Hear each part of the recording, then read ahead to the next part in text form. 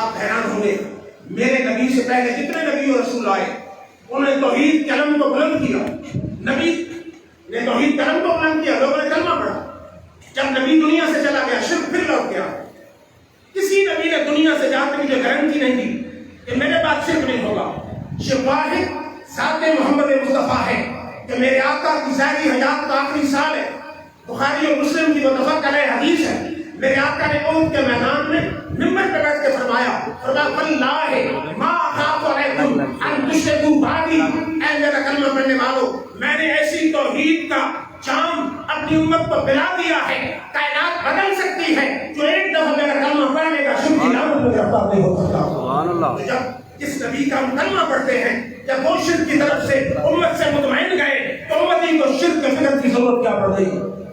پہلے سوال کے بعد پھر دوسرا سوال ہوگا کہ ماں دینوں کا، قبر میں آنے والے ذرا شیء بتاؤ تیرا دین کیا ہے؟ پہلے دونوں سوال ابو داؤد اور مسند امام احمد میں ہیں۔ سوالوں کا ماں دینوں کا دین کیا ہے؟ عقیدہ اور عمل درست ہوا، جواب کی توفیق اللہ دے گا۔ عربی قبر میں خود بخود آ جائے گی، کہے گا دینی الاسلام، فرشتوں میرا دین اسلام ہے۔ پوچھی علماء سے، جان چھوٹی ہرگز نہیں۔ جب تیسرے سوال کا موقع آتا ہے، قبر ہے گنجیال کی یا قبر ہے بندیال کی، ہمارے آقا ہے مدینہ میں سبز گنبد میں، میرا رب قادر ہے، رستے سے سارے پردے ہٹ جائیں گے، نقاب ہٹ جائیں گے، حجاب ہٹ جائیں گے۔ حضور اپنی مزار میں ہوتے ہیں، مردہ اپنی قبر میں ہوتا ہے، ہر مرنے والے کی قبر کے سامنے حضور اکرم صلی اللہ علیہ وسلم کا چہرہ مبارک آ جاتا ہے۔ اور بخاری کے الفاظ ہیں، آپ حیران ہوں گے، امام بخاری نے تیسرے سوال کو 16 بابوں کے ساتھ 16 دفعہ بخاری شریف میں امام بخاری تیسرا سوال ہے۔ فرشتہ کیا کہے گا؟ ما کنت تقول فی ھذا الرجل محمد، اے قبر میں آنے والے ذرا شیء بتاؤ اس ہستی مقدس محمد صلی اللہ علیہ وسلم کے بارے میں دنیا میں کیا کہتا رہا ہے؟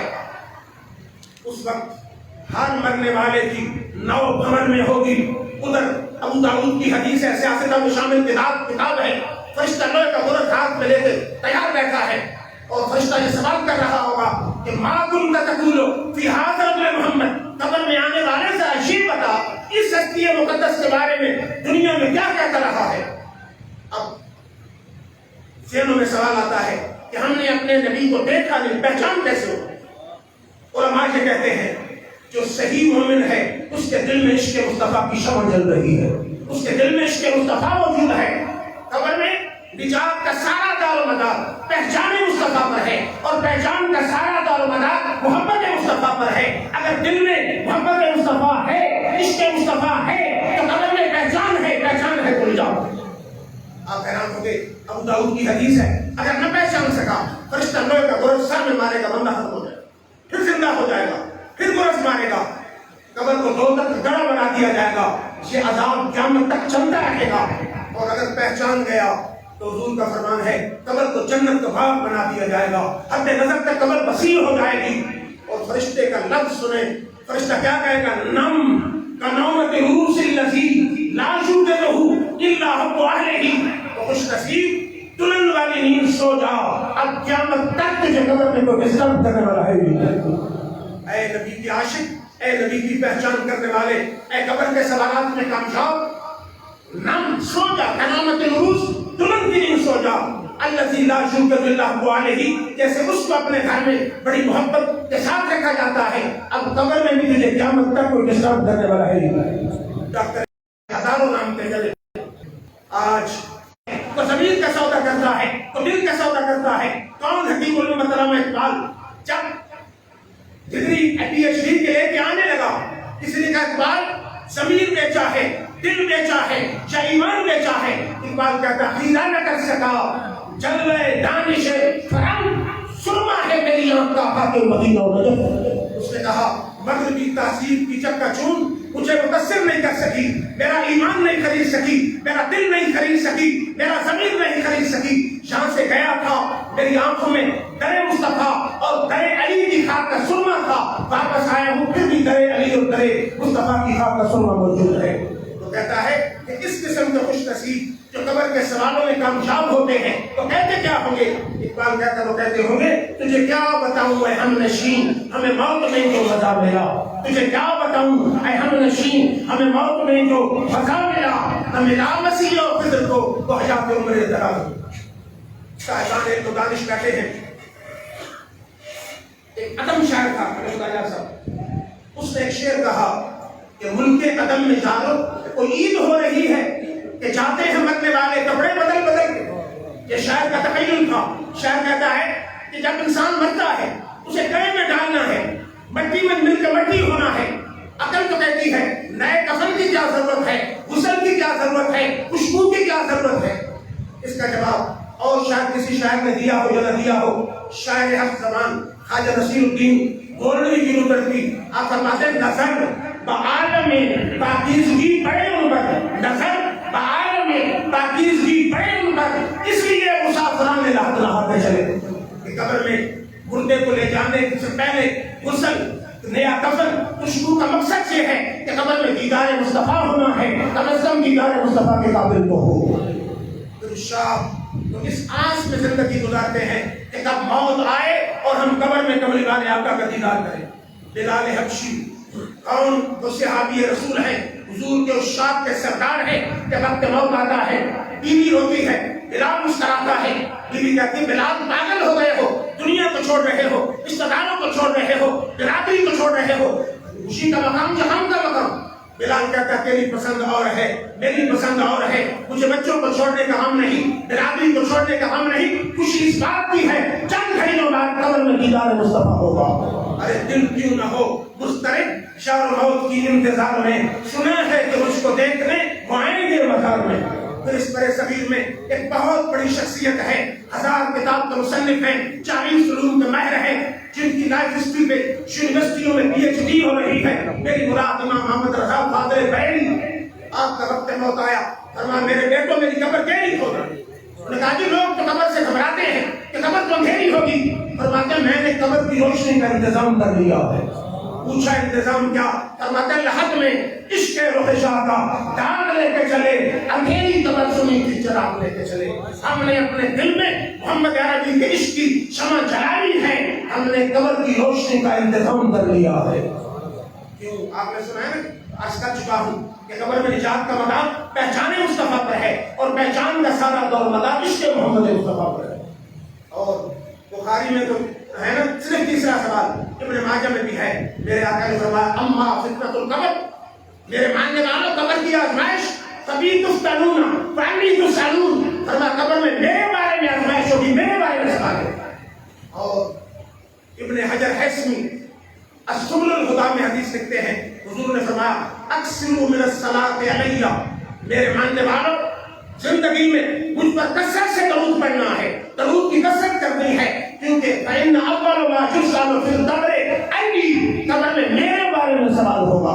حضور بتانا یہ چاہتے ہیں کہ قبر میں نجات میری پہچان سے ہوگی، اور میری پہچان کے لیے میری محبت ضروری ہے، اور درود جتنا زیادہ پڑھتے جاؤ گے میری محبت دل میں خود بخود بڑھتی چلی جائے۔ اور آج خوش قسمتی سے ملک صاحب کی تو قربانی ہے، لیکن آج غزوہ بدر 17 رمضان المبارک ہے، اس دن اسلام کی پہلی جنگ ہوئی، جو لبرلز کی عقل کو بھی حیران اور تنگ کر کے رکھ دیتی ہے۔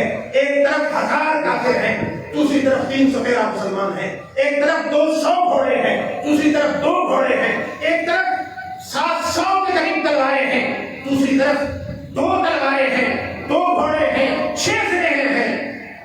لیکن واقعی جلدی نے کہا تھا کہ یہ لشکر ساری دنیا سے انوکھا تھا، نرالا تھا، اس لشکر کا مالی ایک گالی کملی والا تھا۔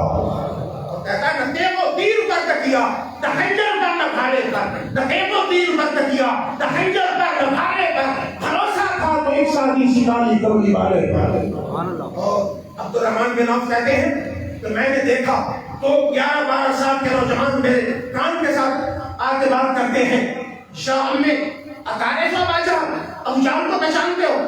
میں نے کہا ما حاجت تو بجے ہے، تمہارا اس سے مقصد کیا ہے؟ انہوں نے کہا اخبر تو انہو یسب النبی صلی اللہ علیہ وسلم، ہمیں خبر پہنچی ہے کہ ہمارے نبی کے بارے میں نازیبا زبان استعمال کرتا ہے، ہم گھر سے تحیہ کر کے چلے ہیں، اللہ کی قسم شاہ ابو جان رہے گا، جان سے مصطفیٰ رہے گا۔ چنانچہ وہ عبد الرحمن کہتے میں حیران ہوا کہ 11 سے کیا کریں گے؟ انہوں نے کہا نا قسم کھائی ہے مر جائیں گے یا ماریں گے ناری کو، سنا ہے تو گالیاں دیتا ہے رسول والی کو۔ انہوں نے کہا کہ وہ سامنے کھڑا ہے اور ایک دستہ حفاظت کر رہا ہے۔ اس نے کہا حفاظت کر رہا ہے اس کی فوج کا دستہ۔ ان چھوٹے چھوٹے لڑکوں نے کہا کہ دستہ کب تک کرو گے اسرائیل کا رستہ؟ چچا بے شک دستہ اس کی حفاظت کر رہا ہے لیکن فوج کے دستے اسرائیل کے رستے کو نہیں روک سکتے۔ اور پھر شیخی تاریخ میں موجود ہے اس شاہکار مصطفیٰ نے بدر کی جنگ ساز و سامان سے نہیں جیتی، عشق مصطفیٰ سے جیتی ہے۔ اور اقبال کیا خوب بات کرتے ہیں، کہتے ہیں کہ فضائے بدر پیدا کر فرشتے تیری نصرت کو اتر سکتے ہیں دردوں سے قطار اندر قطار۔ اب بھی غیر نبی کا کلمہ پڑھنے والا اگر بدریوں والا شوق پیدا کر لے، عشق مصطفیٰ پیدا کر لے، اطاعت مصطفیٰ پیدا کر لے، تو بدر کی تاریخ پھر دوہرائی جا سکتی ہے، پھر فرشتے تیری مدد کے لیے آ سکتے ہیں۔ جب میرے آقا پریشان ہوئے اللہ تعالیٰ نے فرمایا معلوم 1000 فرشتہ آ رہا، تھوڑی دیر گزری میاں صاحب، پھر جبریل آپ نے کہا کہ 3000 فرشتہ آ رہا ہے، پھر تھوڑی دیر گزری پھر جبریل آیا، اس نے کہا کہ 5000 فرشتہ آ رہا، آپ کی مدد کے لیے آ رہا۔ اقبال نے کہا اگر بدر والا عشق پیدا کر لیا جائے، اصحاب بدر والا ان کا ایمان پیدا کر لیا جائے، تو پھر اللہ تعالیٰ فرشتے کی مدد کو بھیج سکتا ہے۔ اور پھر چشم فلک نے دیکھا کہ افغانستان میں وہ نہتے پٹھان سپر پاور امریکہ، دنیا کا کوئی انسان جمانے کے لیے تیار نہیں تھا کہ نہتے پٹھانوں کے سامنے گھٹنے ٹیک دے گی، لیکن وہ اقبال والی بات ہے، ہدایت کا تو پیدا کر فرشتے تیری نصرت کو اتر سکتے ہیں دردوں سے قطار اندر قطار۔ بھی فرشتے آئے، اللہ نے ان نہتے پٹھانوں کے سامنے امریکہ جیسی سپر پاور کو جھکتے ہوئے دیکھا۔ اور پھر وہاں ایک صحابی تھے، آخری بار ان کا نام تھا حضور اکرم صلی اللہ علیہ وسلم کے صحابی ہیں ابو عبیدہ بن حارث، جنگ بدر کے من ٹو من مقابلے کے آخری زخمی ہیں، پہلے زخمی جو من ٹو من مقابلے پہلے زخمی ہو گئے شدید۔ اب صحابہ کا قبیلہ دیکھیے، عرض کرتے ہیں مجھے میرے زخمی لاشیں اٹھاؤ اور محمد عربی کے خیمے میں لے چلو۔ زخمی جسم تلواروں کے باروں سے چور چور جسم کو اٹھایا گیا، حضور کے خیمے میں لے جا کے رکھ دیا۔ کہتے ہیں حضور کے سے تھوڑے فاصلے میں ان کو ڈال دیا گیا، وہ اپنے جسم کو گھسیٹتے فبازا خدہ علی قدمہ الشریفہ، انہوں نے اپنا گال نبی کے قدموں پر رکھ دیا۔ زندگی کی آخری گھڑیاں ہیں، صحابی رسول ہے، شہادت کا جام پی رہا ہے، لیکن چاہتا یہ ہے موت اس انداز میں آئے میرا چہرہ نبی کے قدموں پہ ہو، میری نظر نبی کے چہرے پہ۔ تو پھر پنجابی شاعر نے اس کا ترجمہ کیا ہے کہ وہ صحابی کہتے کیا ہوں گے، ذرا رک جانی تقدیریں 2 گھڑیاں میں لکھیاں توڑ نبھا لیں دے، ذرا رک جانی تقدیریں 2 گھڑیاں میں لکھیاں توڑ نبھا لیں دے، خود جان حوالے کر دے سر ذرا جان دوالے پا لیں دے، وہ چلی ختم اسیریے میرے سونے جھاڑ تقیریے، ذرا رک جانی سونے 2 گھڑیاں تکیاں کو پیاس بجھا لیں دے۔ میں یہ الفاظ میں اجازت چاہوں گا اور الہ العالمین کے حضور دعا گو ہوں اللہ رب العزت ملک صالح محمد نجال مرحوم و مغفور جنہوں نے خدمت خلق کے بھی بے شمار کام کیے، اللہ تعالیٰ ان کی خدمت خلق کو اپنی بارگاہ میں قبول فرماتے ہوئے اور آپ کی قدردانی کو قبول فرماتے ہوئے، عاجزی انکساری کو قبول فرماتے ہوئے، ان کے صغیرہ کبیرہ گناہوں کو معاف فرما کے جنت الفردوس میں مقام اعلیٰ عطا فرمائے۔ سارے دعا کریں۔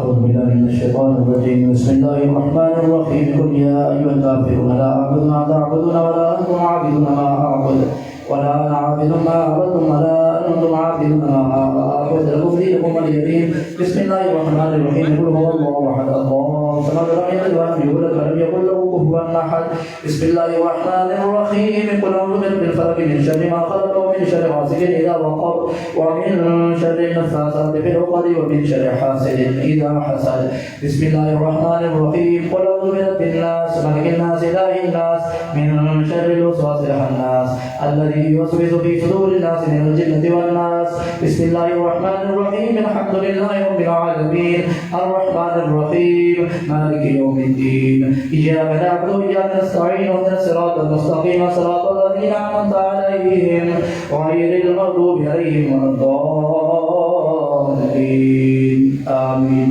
بسم الله الرحمن الرحيم. ألف لام ميم. ذلك الكتاب لا ريب فيه هدى للمتقين الذين يؤمنون بالغيب ويقيمون الصلاة ومما رزقناهم ينفقون والذين يؤمنون بما أنزل إليك وما أنزل من قبلك وبالآخرة هم يوقنون أولئك على هدى من ربهم وأولئك هم المفلحون. ما كان محمد أبا أحد من رجالكم ولكن رسول الله وخاتم النبيين وكان الله بكل شيء عليما. قال الله تبارك وتعالى في شأن حبيبه مخبرا وامرا إن الله وملائكته يصلون على النبي يا أيها الذين آمنوا صلوا عليه وسلموا تسليما. درود پاک. اللهم صل على سيدنا ومولانا محمد وعلى آل سيدنا ومولانا محمد عدد ما في بالله صلاة دائمة بملك الله. صلاة والسلام عليك يا رسول الله وعلى آله وصحبه يا حبيب الله. الله ربنا ورب العالمين. سارے بھائی ایک دفعہ رحمت شریف، ایک دفعہ قرآن شریف اور ایک دفعہ درود شریف پڑھ کے سلام کے اللہ صلی اللہ سب کے پہلے کر رہے. ایک دفعہ رحمت شریف، ایک دفعہ قرآن شریف اور ایک دفعہ درود شریف.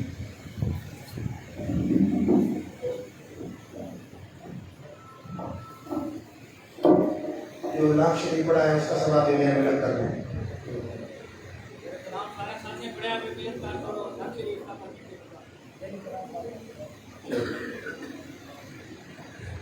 اللہ العالمین جو کلام پڑھی گئی نماز تلاوت اللہ کوئی سب کے خیرات کے طور پر کچھ بقایا سب کا صلاح علیہ ان کو فتنہ کا نامدار مدنی کائنات کی بارگاہ میں اسلام میں پیش کیا. جناب کے وسیلہ جلیلہ سے تمام صاحب کرام تابعین تابعین اہل بیت سلف صالحین سلاسل اربع جمیع مومنین مومنات مسلمین مسلمات بالخصوص الحاج ملک سالم المجال کی روح کو ایصال ثواب کیا. ربنا آتنا فی الدنیا حسنۃ وفی الآخرۃ حسنۃ وقنا عذاب النار وقنا عذاب القبر وقنا عذاب الحشر وقنا عذاب السکر وقنا عذاب المیزان. یا اللہ اپنے محبوب کی زلف اللیل کے صدقے رمضان شریف کی افطاری کے وقت کے صدقے ملک سالم المجال صاحب کے صغیر کبیرہ گناہوں کو معاف فرما کے جنت الفردوس میں مقام اعلی عطا فرما. یا اللہ ان کی قبر کو جنت کا باغ بنا، ان کی قبر کو حد نظر تک وسیع فرما، انہیں حضور صلی اللہ علیہ وسلم کی شفاعت نصیب فرما. یا اللہ ان کے بیٹوں کو ان کے نقش قدم پہ چلنے کی توفیق عطا فرما. یا اللہ حضور صلی اللہ علیہ وسلم کے فتوحات کے موقع کے صدقے اس مقدس افطاری کے وقت کے صدقے جتنے حاضرین بیمار ہیں یا اللہ انہیں شفا کاملہ عطا فرما. جتنے حاضرین پریشان حال ہیں ان کی پریشانیوں کو دور فرما. جتنے حاضرین بے اولاد ہیں انہیں اولاد نبین عطا فرما. جتنے حاضرین بے رزق ہیں انہیں رزق حلال عطا فرما. یا اللہ اس عظیم اجتماع کے صدقے پاکستان سے کرونا وائرس کا خاتمہ فرما دے، پاکستان سے عدم استحکام کو ختم فرما دے، اسے استحکام عطا فرما، اسے معاشی ترقی عطا فرما، اسے امن کا گہوارہ بنا. یا اللہ حضرت صدیق اکبر عشق رسول کے صدقے ہمیں عشق رسول کی دولت عطا فرما. عمر فاروق کی عدالت کے صدقے حرمین شریفین کی زیارت سے مشرف فرما. یا اللہ حضور صلی اللہ علیہ وسلم کی ذوالفضل اللیل کے صدقے ملک صاحب کے دونوں بیٹوں میں ان جیسی خصوصیات اور صفات پیدا فرما. میں سو جاؤں یا مصطفیٰ کہتے کہتے، کھلے آنکھ صلی اللہ کہتے کہتے، تڑپنے بھڑکنے کی توفیق دے، دل مرتضیٰ سوز صدیق دے. صلی اللہ تعالیٰ علیہ خیر خلقہ رسول اللہ محمد علیہ وسلم.